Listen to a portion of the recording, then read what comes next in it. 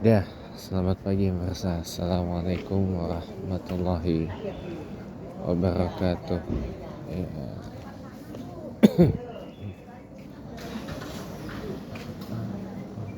Oh, ada mobil TV One guys.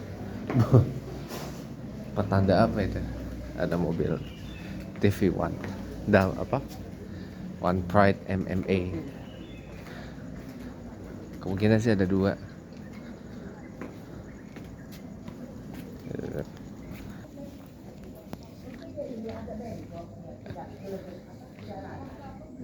Ada dua kemungkinan sih. Yang pertama ada Windy ya, Windy Wellington, dia kan orang tinggal sini. Sama satu lagi ada kemungkinan besar masjid kita, Masjid Al-Karim Bebintar Permai bakal di syutingin acara Damai Indonesiaku. Mungkin ya. Ya. Allah alam bisawab. Ya. Jadi tadi kita lanjutin ya teman-teman ya. Tadi kan baru dua tuh ya kan. Yang pertama tadi setelah Ramadan, what's next? Kita mau ngapain? Kita mau apa? Atau apa selanjutnya? Ya.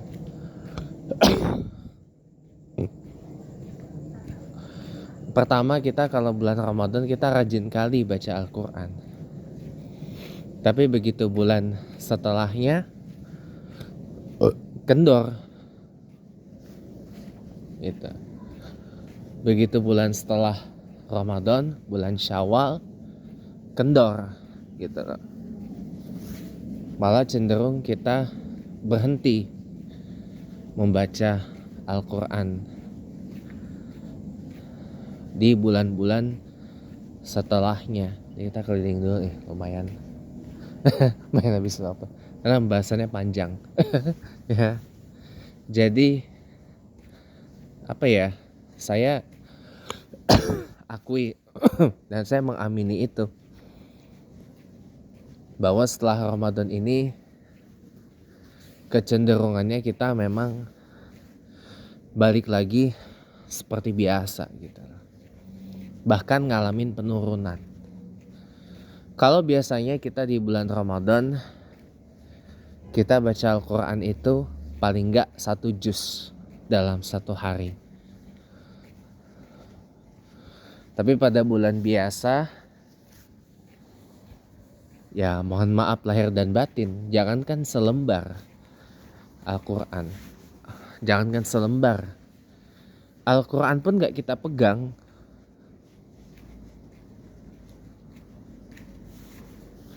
Ya, Al-Quran pun gak kita pegang.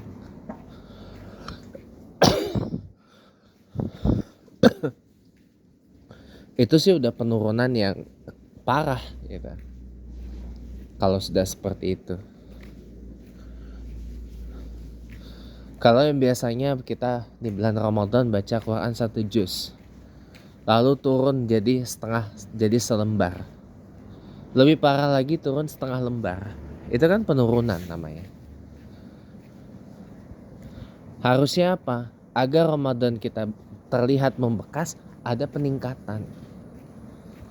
Ada peningkatan. Dari yang biasanya di bulan Ramadan kita bacanya 1 juz misalkan, di bulan setelah Ramadan naik lagi, bertahap. Jadi 1,5 juz, 2 juz, 2,5 juz, terus sampai 30 juz.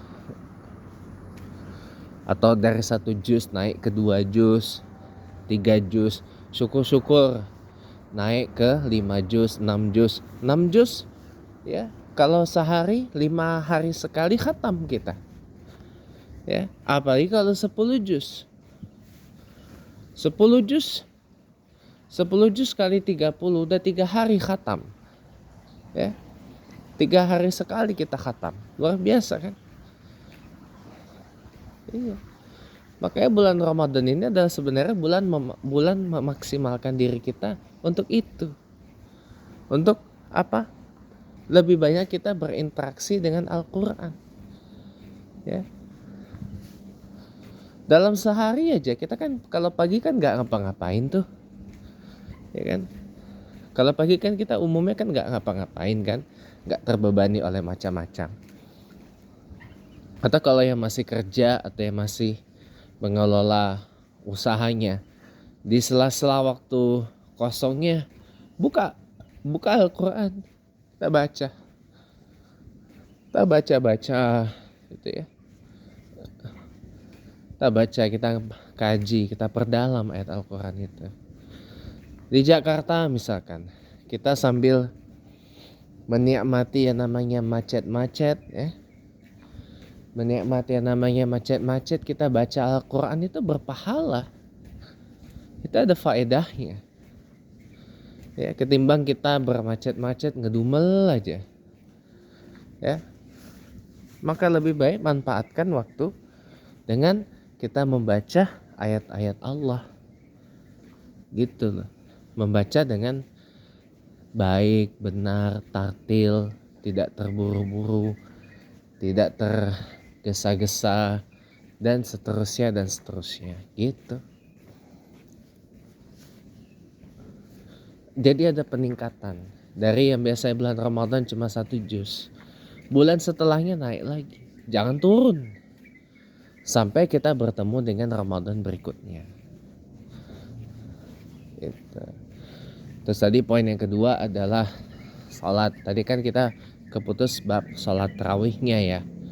Memang kalau sholat sunnah tarawih itu memang hanya ada di bulan Ramadan, tapi kan di bulan setelahnya kita juga dianjurkan untuk menghidupkan malam dengan sholat-sholat sunnah di waktu malam lain ya. Qiyamul lail kita bisa dilakukan di waktu yang lain. Contohnya kita bisa sholat sunnah qiyamul lail ya pada ba'da isya, habis witir kita mau sholat witir ya, sholat witir maksimal itu bisa 11 rakaat, nggak apa-apa. Atau di sepertiga malam kita hidupkan dengan melaksanakan apa? Sholat sunnah tahajud gitu. Jadi spirit Ramadannya ada di malam-malam setelah Ramadan ini selesai gitu. Jangan berhenti, jangan putus. Mentang-mentang Ramadan udah selesai, ndak witiran, ndak tahajud dan ya, ndak sholat malam, jangan. Nggak boleh. Tetap lanjut sampai bertemu dengan Ramadan berikutnya. Gitu. Bulan Ramadan misal, kita rajin bersedekah, terutama bagi-bagi makanan buat orang buka puasa atau takjil, atau bagi-bagi makanan buat orang sahur. Di bulan berikutnya itu jangan mutus, karena pasti ada orang yang puasa di bulan-bulan berikutnya. Apa? Puasa Senin Kemis, puasa Nabi Daud. Ada di tiap pertengahan bulan itu adalah puasa Ayyamul Bid. Tiap pertengahan bulan itu 3 hari beruntun. Itu namanya puasa Ayyamul Bid. Ya. Puasa Ayyamul Bid. Nah, itu pentingnya untuk kita ketahui bersama teman-teman. Ya, terusin puasanya. Jangan hanya terikat dengan puasa wajib hanya puasa Ramadan saja. Jangan begitu. Itu namanya Ramadan kita fail kalau kayak gitu. Gagal, nggak berbekas gitu. Kalau puasa lanjut lagi. Apalagi nanti menjelang Idul Adha ada namanya puasa sunnah Arafah. Dari tanggal 1 sampai tanggal 9 Zulhijjah. Kalau nggak mampu dari tanggal 1, tanggal 9 Zulhijjahnya kita puasa, nggak apa-apa. Yang larang siapa? Nggak ada yang larang. Ya.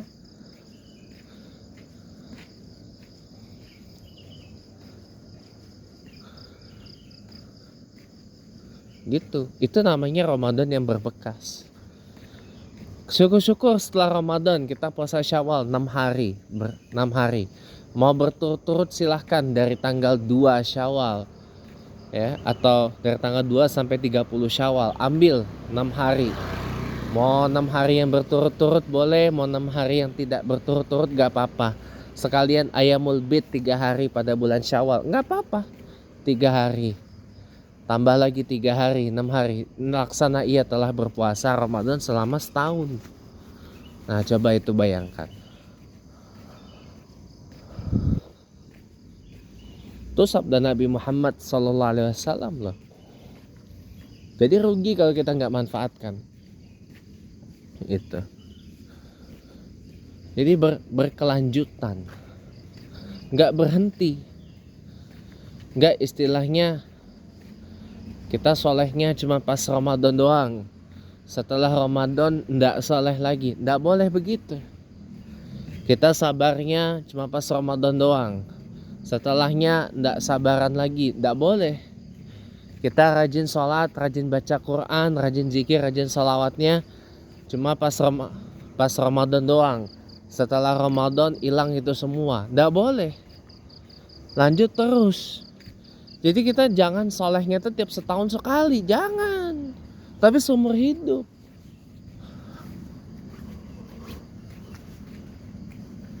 Sampai kita meninggal. Gitu teman-teman ya. Jadi jangan kita solehnya cuma pas Ramadan doang, setelahnya ndak soleh lagi. Nggak boleh, ndak boleh.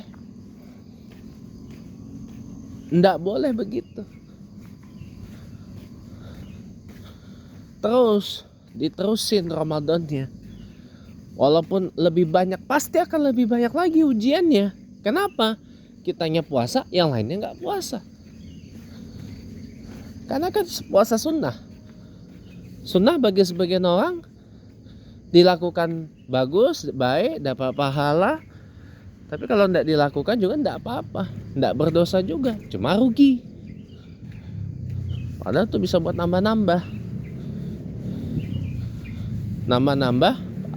amal pahala yang wajib. Itu teman-teman ya. Jadi ya kita sadar dikit lah tentang keistimewaan Ramadan, tapi kita pertahankan, jangan kita berhenti ya, jangan kita berhenti.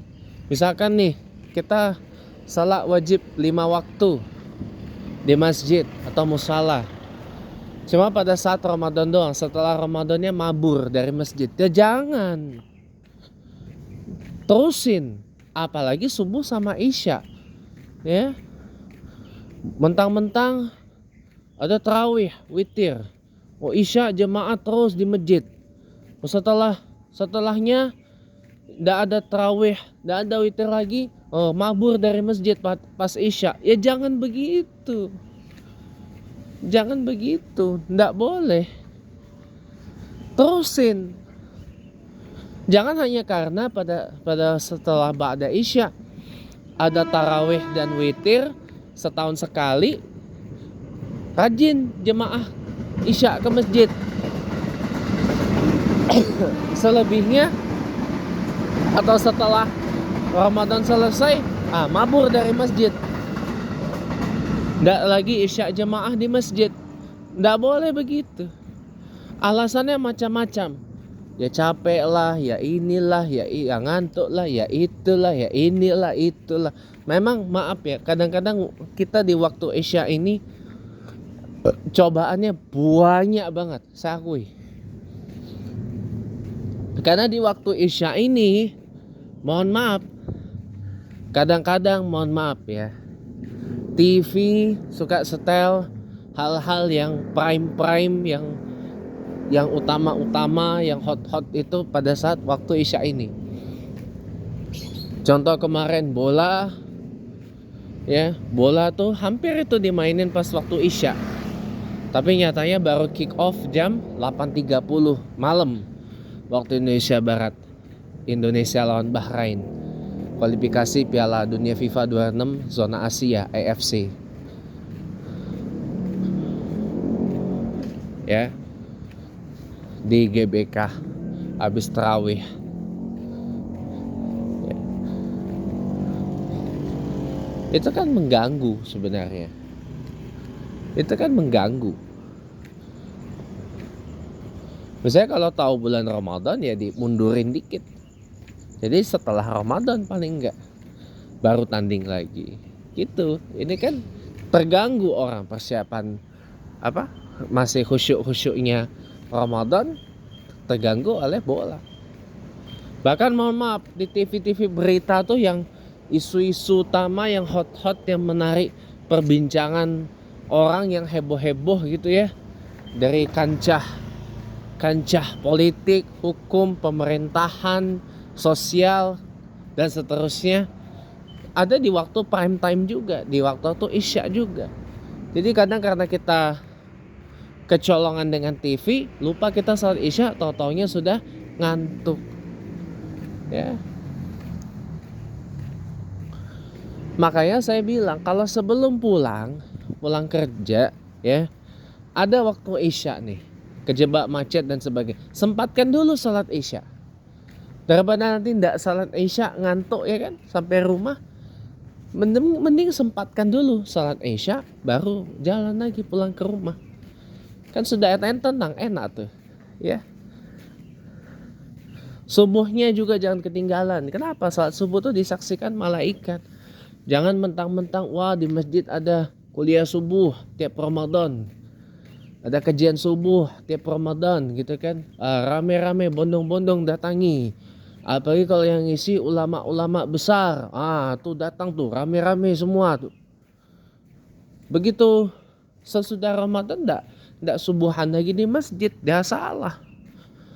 Begitu ndak ada ulama besar kasih ceramah subuh gitu ya, ndak tertarik. La ilaha illallah. Ya ndak boleh begitu juga. Ya nggak boleh begitu juga dong ya, tetap terusin salat subuhnya gitu. Jadi harapan saya mudah-mudahan ya setelah Ramadan ini kita terusin lagi Ramadannya. Jangan kita hanya jadi penghamba Ramadan atau solehnya tiap setahun sekali, jangan. Atau ke masjidnya berjamaah cuma setahun sekali, jangan, nggak boleh. Tapi terus sampai kita dipanggil pulang oleh Allah Subhanahu wa taala. Itu baru namanya Ramadan yang berbekas. Tiap Ramadan ada peningkatan. Tiap hari, tiap bulan ada peningkatan. Insya Allah mudah-mudahan kita husnul khatimah nanti. Jadi begitu teman-teman ya. Jadi jangan tinggalkan Ramadan sekalipun Ramadan telah meninggalkan kita nanti. Tapi amalan Ramadannya kita terusin. Kita hidupin Ramadan di bulan setelah Ramadan. Jadi insya Allah setiap bulan adalah Ramadan. Kullu syahril Ramadan. Makanya Nabi Muhammad SAW sampai bersabda begini, andai tiap tahun isinya bulan Ramadan aja, orang tuh pasti sadar akan keutamaan dan keistimewaan daripada bulan Ramadan ini. Ya,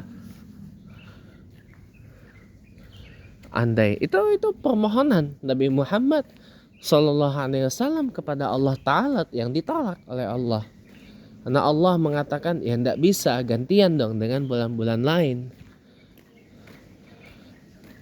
Ada bulan Syawal, Zulqa'dah, Zulhijjah, Muharram dan seterusnya. Sampai kita bertemu lagi dengan Ramadan. Gitu. Tapi biar kullu syahril Ramadan, ya kita hidupkan Ramadan itu dengan cara apa? Ya kita terusin apa yang udah kita lakuin di bulan Ramadan di bulan-bulan berikutnya. Contoh di Ramadan kita sholat tarawih, kita terusin sholat malam. Sholat malam tuh banyak.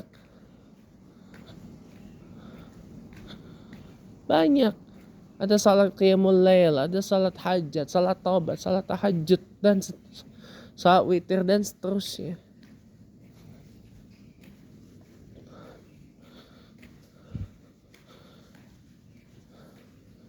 Di bulan Ramadan kita puasa karena terikat wajib. Di bulan-bulan setelahnya terusin dengan puasa sunnah.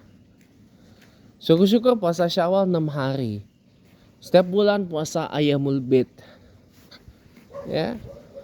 Setiap bulan puasa Ayyamul Bid. Atau puasa sunnah Nabi Daud. Enggak apa-apa. Bulan Ramadan kita